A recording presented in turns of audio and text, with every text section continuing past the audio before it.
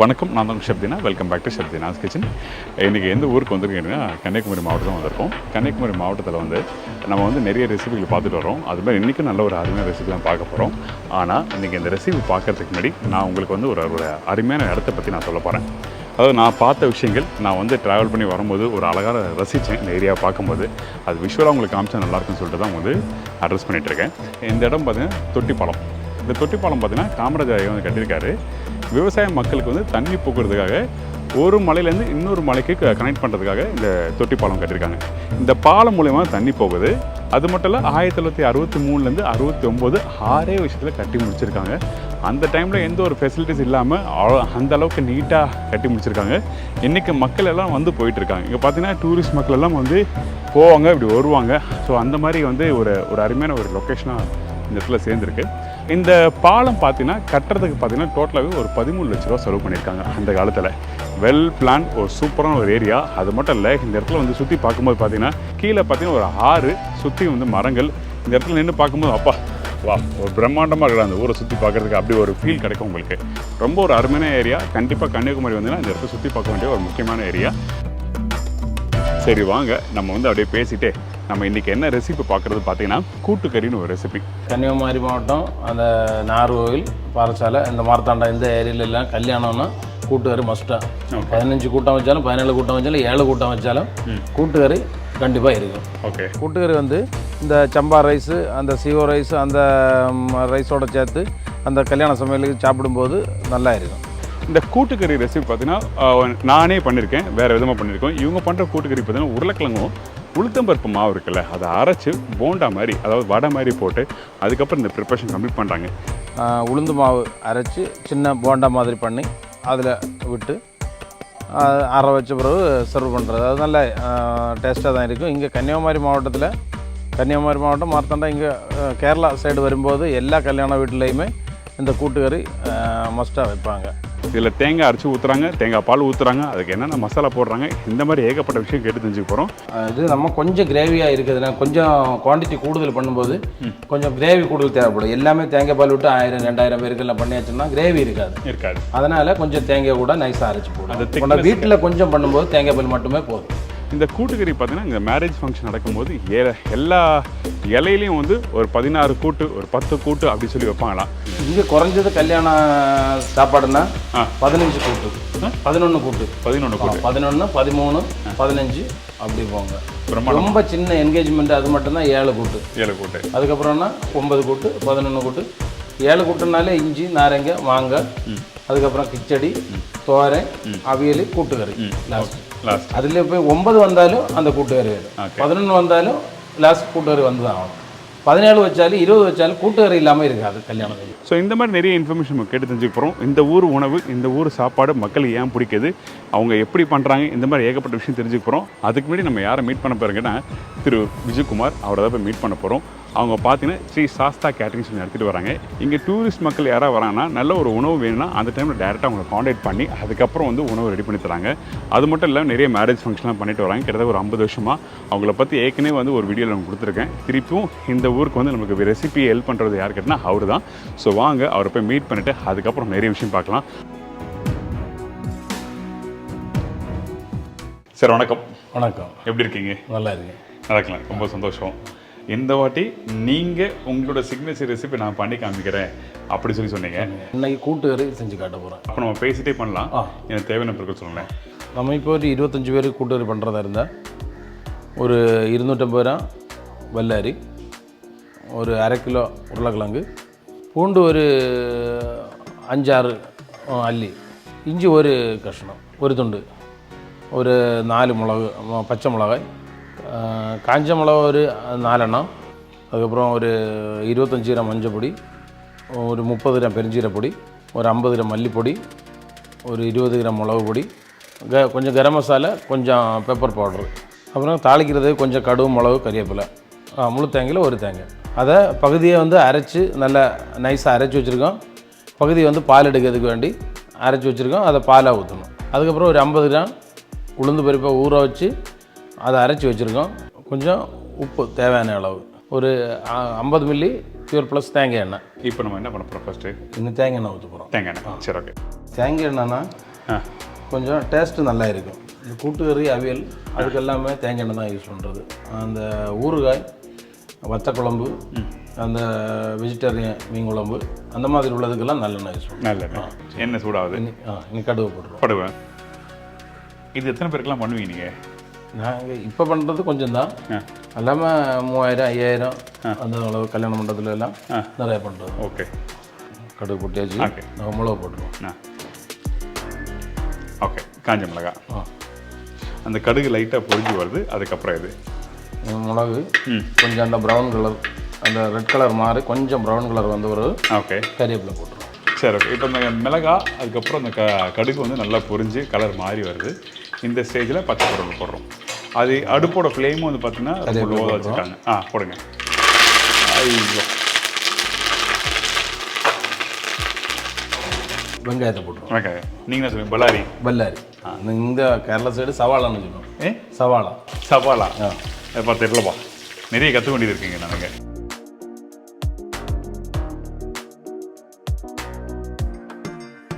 Okay. வெங்காயம் வந்து பெருசு பெருசாக கட் பண்ணி போடணுமா? இது நம்ம வதங்கி இதை வந்துடும். ஓகே. அதனால் இப்படி போடுறீங்க. ஓகே.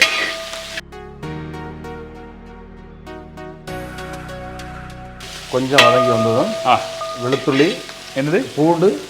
நம்ம இந்த இடத்துல வெளுத்துள்ளின்னு சொல்லுவோம். பூண்டு நீங்கள் உங்கள் செயலி சொல்லுங்கள், நான் கேட்டு தெரிஞ்சுக்கிறேன். பூண்டு முடிஞ்ச அளவுக்கு நான் கற்றுக்க பார்க்குறேன். பூண்டு வெளுத்துள்ளி. வெளுத்துள்ளி நீங்கள் பூண்டு சொல்லுங்கள், நான் வெளுத்துள்ளி சொல்கிறேன். பூண்டு போட்டு அந்த இஞ்சியை போட்டுருவோம். ஓகே. அந்த பூண்டு எப்படி இடிச்சு வச்சுருக்கீங்க? காமிங்க. பூண்டு நல்ல அந்த குறைன்னு பார்ப்போம். சரி ஓகே. அடுத்தது இஞ்சி. இஞ்சி கொஞ்சம் அரைச்சி வச்சுக்கிறத போட்டுருவோம்.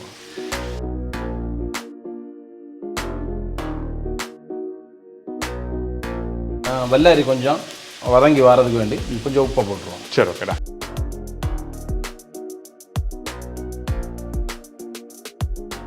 இது கொஞ்சம் நல்லா கொஞ்சம் வதங்கிறதுக்காக. Okay done. இப்போ வெங்காயம் கொஞ்சம் லைட்டாக கலர் மாறிட்டு வருது. இப்போ அடுத்து நம்ம என்ன பண்ணுறோம்? மஞ்சப்பொடி. அதாவது இந்த இடத்துல பார்த்தீங்கன்னா அந்த வெங்காயம் போட்ட உடனே மிக்ஸ் பண்ணிவிட்டு உடனே அந்த இஞ்சியும் பூண்டும் போட்டோம். அதுக்கப்புறம் கொஞ்சம் லைட்டாக உப்பு போட்டு நல்லா வதங்கி வரும்போது ஒரு 50% வந்துருக்குமா? கொஞ்சம் மிளகா போடுவோம். அந்த பச்சை மிளகாய் வரதும் போடுவோம். போட்டுட்டு மஞ்சள். இதுதான் உங்கள் ஊர் மிளகால? இது வெள்ளை மிளகாய். இது கொஞ்சம் எரிவு குறைவு, அந்த ஃப்ளேவர் நல்லா இருக்கும் வாடி வரும்போது. சரி ஓகே. காரம் கம்மியாக இருக்கும். இதுக்கப்புறம் கொஞ்சம் மஞ்சள் பொடி. இந்தாங்க மஞ்சள் தூள்.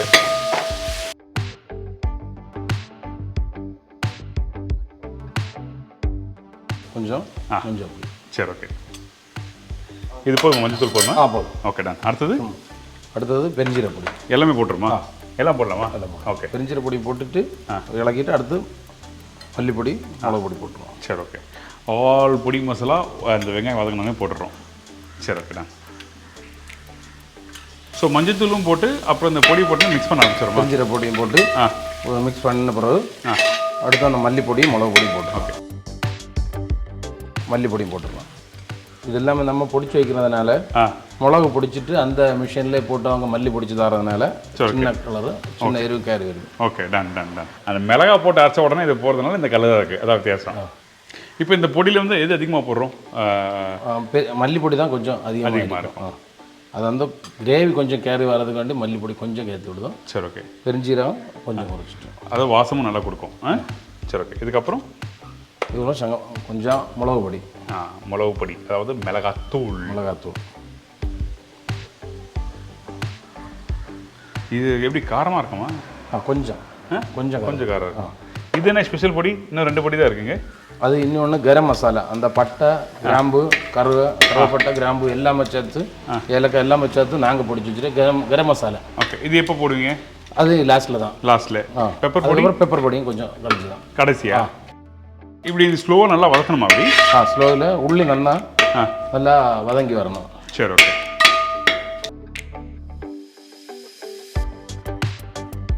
இப்போ எல்லாமே நம்ம போட்ட வெங்காயம் எல்லா மசாலு எல்லாமே போட்டு எல்லாமே நல்லா வதங்கி வந்தாச்சு. ஓகே.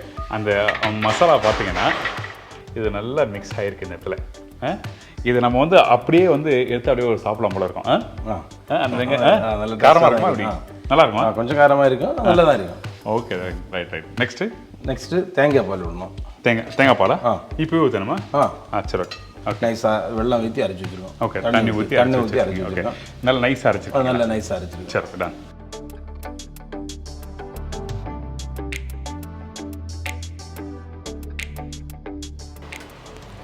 ஓகே, அந்த தேங்காய் அரைச்ச தேங்காய் வந்து நம்ம என்ன பண்ணணும், வெறும் பால் மட்டும் டேரெக்டாக ஊற்றிடுவோம். நீங்கள் வீட்டில் வேணால் பால் எடுத்து வச்சுட்டு அப்புறம் யூஸ் பண்ணிக்கலாம். ஓகே, இதுக்கப்புறம் கொஞ்சம் கூட வதக்கணும். சரி, ஓகே. இது அந்த தேங்காய் பாலில் எடுத்து வந்து திளைச்சி அந்த பச்சை வாசனை கொஞ்சம் மாறணும். ஓகே, இது கொஞ்சம் வதக்கிட்டு இது கூட கொஞ்சம் நம்ம நைஸாக ஒரு தேங்காய் அரைச்சி வச்சுருக்கோம், அதை கூட இதில் விட்டு ஊற்றிக்கணும். ஓகே, அப்போது அது கொஞ்சம் கிரேவிக்கு வேண்டி கொஞ்சம் திக்காக கிரேவி இருக்கிறதுக்கு வேண்டி மட்டும் இல்லைன்னா கூட்டுக்கறி இந்த தேங்காய் பால் மட்டும் போதும். ஓகே, நம்ம வடை போடுறதுனால அப்போ கொஞ்சம் திக்காகிடும். ஓகே. இது நம்ம கொஞ்சம் கிரேவியாக இருக்குதுன்னா கொஞ்சம் குவான்டிட்டி கூடுதல் பண்ணும்போது கொஞ்சம் கிரேவி கூடுதல் தேவைப்படும். எல்லாமே தேங்காய் பால் விட்டு 1000-2000 பேருக்கெல்லாம் பண்ணியாச்சுன்னா கிரேவி இருக்காது. அதனால கொஞ்சம் தேங்காய் கூட நைஸாக அரைச்சி போடும். வீட்டில் கொஞ்சம் பண்ணும்போது தேங்காய் பால் மட்டுமே போதும். சரி, ஓகே. அந்த திக்னஸ்க்காக தேவைப்பட்ட யூஸ் பண்ணி இல்லைனா வேண்டாம். அந்த அளவு குவான்டிட்டி கிடைக்கிறதுக்கு வேண்டி. Okay, ton. ஸோ இது மாதிரி ஒரு சின்ன கப்பு, அந்த ஐஸ்கிரீம் கப் மாதிரி இருக்குது. இந்த கப்பில் தேங்காய் அரைச்சி வச்சுருக்கோம். Okay, done. இதுக்கப்புறம் இது கொஞ்சம் திளைச்சி வரட்டும். அந்த பச்சை வாசனை, அந்த மசாலுக்குள்ள பச்சை வாசனை எல்லாம் மாறட்டும். ஓகே, அதுக்கப்புறம் திளைச்சி வந்த பிறகு உருளைக்கிழங்கு போடும். அது திளைச்சி வருதுன்னு என்ன சொல்லுவீங்க? மீனிங் அந்த கொதிக்கிறது திளைச்சி வருதா? அந்த மலையாளத்தில் திளைக்கணும்னு சொல்லுவோம், தமிழில் கொதிக்கணும். Okay, done. நல்லா கொதிச்சு வந்த பிறகு தான் அந்த உருளைக்கிழங்கு போடுறோம். அதான் டன். உருளைக்கிழங்கு பச்சையில் வெட்டி வச்சுருந்தா நேரமே போட்டுடலாம். நம்ம இது வேக வச்சு கட் பண்ணி வச்சுருக்கோம். இந்த உருளைக்கிழங்கு வந்து நீங்கள் அதாவது தோல் எடுத்த உருளைக்கிழங்கு என்ன பண்ணியிருக்காங்கன்னா, இவங்க அப்படியே நல்லா பொடிசாக கட் பண்ணி எடுத்து வச்சுருக்காங்க, க்யூப்ஸ் மாதிரி. நம்ம வீட்டில் அந்த உருளைக்கிழங்கு மசாலா கட் பண்ணுவோம்ல, அந்த உருளைக்கிழங்கு பட்டாணி மசாலாலாம் அந்த மாதிரி சைஸுக்கு வந்து கட் பண்ணி வச்சுருக்கோம். இப்போ வந்து கொஞ்சம் கட்டியாக இருக்கனால கொஞ்சம் தண்ணியை விட்டுருவோம். அந்த உருளைக்கிழங்குக்கு அந்த உளுந்து வடை போடுறதுக்கு எல்லாத்துக்குமே சேர்த்து கொஞ்சம் கூட தண்ணியை விட்டு இந்தாங்க கொதிக்க வைப்போம். சரிந்தாங்க. இது நம்ம கூட்டுக்கறி சொல்லும் போது நம்ம தமிழ்நாடு சைடில் அந்த சைடில் பண்ணுற கூட்டுக்கறி மாதிரிலாம் இருக்காது. இது அதை வந்து தேங்காய், பருப்பு, அந்த காயெல்லாம் போடுவோம். இங்கே பார்த்தீங்கன்னா ஸ்டார்டிங்கே வந்து இது ஒரு சின்ன ஒரு கிரேவி மாதிரி தான் இருக்குது. மைட் பி இந்த உருளைக்கிழங்கு, அந்த போண்டா, அந்த வடைலாம் போட்ட பிறகு பார்த்தீங்கன்னா அது வந்து ஒரு அந்த பக்கம் வரும்னு நினைக்கிறேன், கெட்டி பக்கம் வரும்னு நினைக்கிறேன். நமக்கு இன்னும் அந்த கரம் மசாலாவும் பெப்பர் பவுடரும் போட்டு இப்பயே போட்டுருமா? Okay, ton. நான் கரம் மசாலா கடைசியாக தான் போடணுமா? கரம் மசாலா கொஞ்சம் ஃப்ளேவர் லாஸ்ட்டில் போட்டால் போதும். சரி, ஓகே. அது நம்ம வறுத்து தான் பிடிச்சி வச்சுருக்கோம். என்னென்ன போட்டிருக்கீங்க இதில்? ஏலக்காய், பெருஞ்சீரகம், கருவேப்பட்டை, தர்க்கோலம், கிராம்பு. கற்கோலம்னா அந்த ஸ்டார் மாதிரி அந்த பிரியாணியில் போட வரும். ஓகே, தர்க்கோலம் மாதிரி. கருவேப்பட்டைன்னா இது கருவேப்பட்டை பட்டை, அந்த பட்டை. ஓகே. இந்த பொடி வந்து ரொம்ப நைஸாலாம் இருக்குல்ல, கொஞ்சம் குறை கொஞ்சம். Okay, ton. பெப்பர் போடுறோம். எவ்வளோ போடுறோம்? கொஞ்சம் தான், ஒரு 1/2 டேபிள் ஸ்பூன் அளவுக்கு மிளகுத்தூள். ஓகே, அவ்வளோதான். இங்கே எல்லாம் போட்டாச்சு.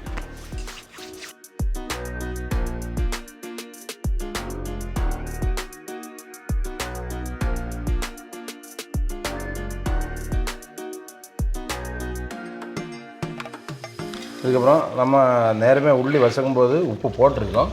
இது இப்போ திளைச்சி வரும்போது கொஞ்சம் உப்பு, காரம் நமக்கு தேவை ஆனதாக இருக்கான்னு பார்ப்போம். சரி, ஓகே. பார்த்துட்டு அதுக்கப்புறம் வேணும்னா காரம், உப்பும் போட்டுடலாம். சரி, ஓகே.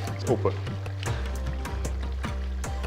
ஓகே, இதுக்கப்புறம் உருளைக்கிழங்க அதே டைம் நல்லா கொதிச்சு வருது. இந்த இடத்துல பார்த்தீங்கன்னா அந்த கிரேவி நல்லா கொதிச்சு வரும்போது அது ஒரு திக்னஸ் கொடுக்க ஆரம்பிக்குது. அவர் சொன்னார்ல ஃபஸ்ட்டே வந்து இந்த இடத்துல அந்த தேங்காய் பேஸ்ட்டு போட்டு குக் பண்ணும்போது வந்து கொஞ்சம் அது லைட்டாக திக்னஸ் கொடுக்க ஆரம்பிக்குது அந்த கிரேவி. இப்போ நம்ம கட் பண்ணி வச்சுருக்க அந்த உருளைக்கிழங்கு இதில் போடுறோம். Okay, done. இது உருளைக்கிழங்கு மட்டும் தான் போடுவோம், இல்லை வேறு என்ன காய் போடுவாங்களா? இல்லை, உருளைக்கிழங்கு மட்டும்தான் அந்த கூட்டுக்கறிக்கு. Okay, ton. இந்த உருளைக்கிழங்கு இவ்வளோ பெருசாக இருக்குல்ல, இது அது சேர்ந்து இருக்க நல்லா கட் பண்ணது கொஞ்சம் சின்னதாக கட் பண்ணி போடலாம். ஓகே, ரொம்ப சின்னதாக போட்டாச்சுன்னா நம்ம இது இலக்கி வரும்போது உடஞ்சிருக்கும். ஓகே, கொஞ்சம் பீஸாக தான் இருக்கணும். இது எதோட சாப்பிடுது ஆக்சுவலாக? ரைஸா இல்லை டிஃபனோட தொட்டு சாப்பிட்றதுக்கா இல்லை எப்படி? இது எல்லாமே எல்லாத்துக்கும் டிஃபனுக்கும் சாப்பிடலாம். மெயினாக இங்கே கல்யாண சத்திக்கு வைக்கிறாங்க. அதுக்கப்புறம் சப்பாத்தி எல்லாத்துக்குமே சாப்பிடலாம். சப்பாத்தி எல்லாம் சாப்பிடலாம். ஓகே, மெயினாக மதியம் சாப்பாட்டுக்கு. இதுக்கப்புறம் நம்ம என்ன பண்ணுறோம்? ஒன்று கொதிச்சாச்சுன்னா நம்ம ஆஃப் பண்ணி வச்சிடலாம். ஓகே. அதுக்கப்புறம் கடாயை வச்சு எண்ணெய் விட்டு அந்த உளுந்து வடையை போட்டுருவோம். ஓகே, உளுந்து வடை போட்டு இது மேலே போடணும். சரி, ஓகே. அப்போ எனக்கு ஒன்று பண்ணுங்க, இந்த கிரேவி ஒரு சைடில் கொதிச்சுட்டு விட்டுறோம். எனக்கு இந்த வடை மாவை எப்படி அரைச்சிங்க அது பக்குவத்தை சொல்கிறேங்க. வடை மாவு 1 மணிக்கூர் ஊற வச்சு அதை கொஞ்சம் தண்ணியை விட்டு அதை கொஞ்சம் கட்டியாக அரைச்சி வச்சுருக்கோம் மிக்சியில் போட்டு. நம்ம வடை போடுற பக்குவத்துக்கு? வடை போடுற பக்கத்துக்கு. வடை போடுறது கொஞ்சம் சாஃப்டாக இருக்கும், இது கொஞ்சம் கூட கட்டியாக தான் அரைச்சி வச்சுருக்கோம். அந்த அளவு வெள்ளம் தண்ணி விட்டு சாஃப்டாக அரைக்கல. ஓகே. இதில் நம்ம என்னென்ன போடுறோம்? இதில் கொஞ்சம் உப்பு பொடி மட்டும் போட்டு மிக்ஸ் பண்ணி சின்ன பவுலாச்சு பிரிச்சு எடுக்க போகிறோம். இதில் வந்து இந்த சீரகம் இந்த கருவேப்பிலை அப்படிலாம் எதுவுமே இல்லையா? இல்லை, கறிவேப்பிலாம் இதில் வரதுனால அதில் போட்டோம். ஓகே. அப்போ ஒன்று பண்ணுங்க, இந்த போண்டாவை பொரிச்சிட்டு எனக்கு கொடுங்க, சைடில் இந்த கிரேவி ரெடி ஆகட்டும், அதுக்கப்புறம் பார்க்கலாம். நான்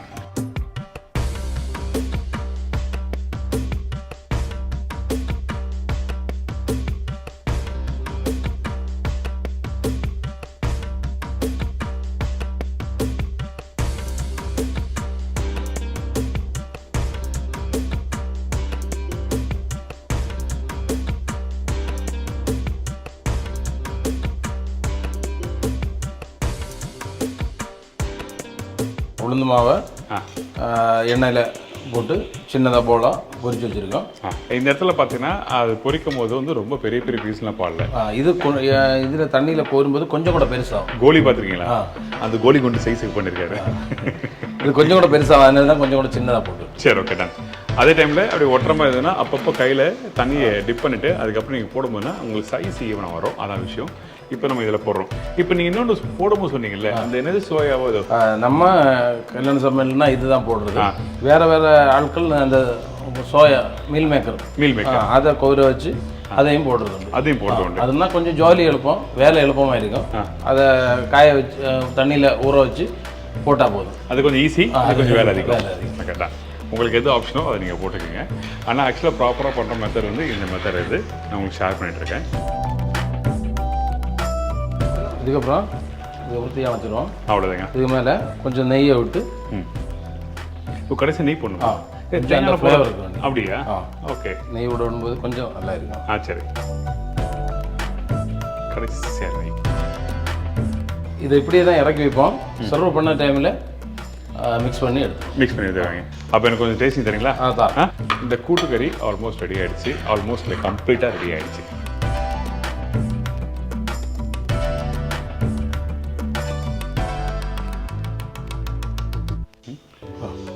கொஞ்சம் அவள் சுடுது. கீழே ஒரு கிண்ணம் வச்சுக்கிறேன். சுடாமல் இருக்கிறதுக்கு கீழே ஒரு கிண்ணம் வச்சுட்டேன். ஸோ இது வந்து ரைஸோடு சாப்பிடும்போது ரொம்ப நல்லா இருக்கும். கொஞ்சம் கூட தணக்கும் போது கொஞ்சம் கூட கட்டி ஆகிடும். ஓகே. கொஞ்சம் கிரேவி ஆகி போயிருக்கு. கொஞ்சம் கூட ஆறும்போது கொஞ்சம் கூட கெட்டி ஆகும். ஓகே. சூடு ஆற அது கெட்டி ஆகும்னு சொல்கிறாங்க.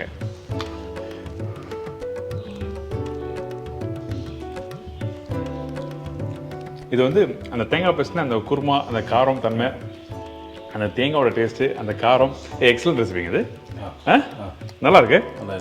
இது வந்து அந்த நம்ம குருமா சாப்பிடுவோம்ல, அந்த குருமா மாதிரியே தான்.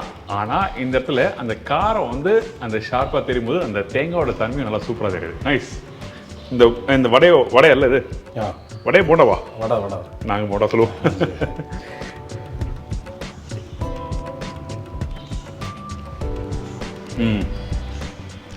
அந்த போண்டா அந்த சாப்பிடும்போது சாஃப்டாக இருக்கா, அந்த சாஃப்டோட இந்த கிரேவியை மிக்ஸ் பண்ணி சாப்பிட்டா நல்லாயிருக்கும்.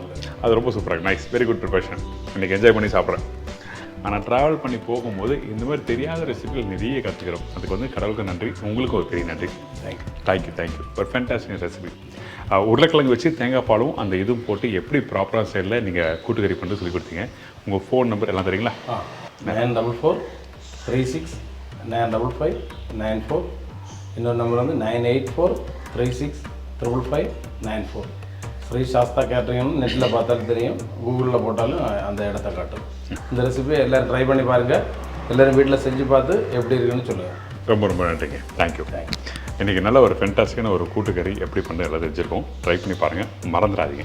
நம்ம ரெகுலராக பண்ணுற வீட்டில் அந்த கூட்டு பொரியலுக்கு வேலை இந்த மாதிரி வித்தியாசமான ரெசிபிங்களை ட்ரை பண்ணும்போது தான் நம்ம வீட்டில் இருக்கவங்க எது புதுசாக பண்ணியிருக்காங்களே ரொம்ப நல்லா இருக்குது அப்படின்னு சொல்லிட்டு அவங்க ஆர்வத்தோடு வந்து சாப்பிடும்போது நம்மளுக்கு அது சந்தோஷம் இருக்கும். அதான் விஷயம்.